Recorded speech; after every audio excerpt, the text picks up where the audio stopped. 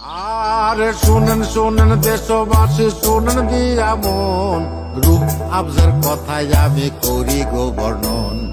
1907 সালে দিল্লিতে রূহ আফজা চালু হয় হৃদয় জোড়াতে। মুক্তিযুদ্ধের পরে ডক্টর ইউসুফ হারুন ভুইয়া হামদর্দের সুনাম ছড়ালেন রূহ আফজা দিয়া। সেই থেকে সোনার বাংলায় বিপুল জনপ্রিয়, হামদর্দের এই শরবত সবার কাছে প্রিয়। শুনেন শুনেন দেশের মানুষ শুনেন পেতে কান, রমজান মাসে ইফতারিতে রূহ আফজা খান। রূহ আফজা সতেজ রাখে শরীর ও মন, ফুরফুরে থাকবেন রোজার প্রতিক্ষণ।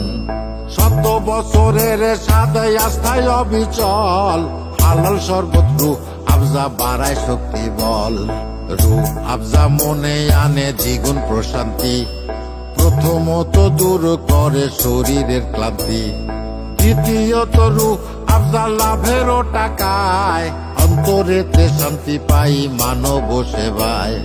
ফলমূলের সাথে ভরা প্রিয় রূহ আফজা, মুহূর্তেই হৃদয় হয় দারুণ তরতাজা। স্বাদ এবং রঙের ক্ষেত্রে বিকল্প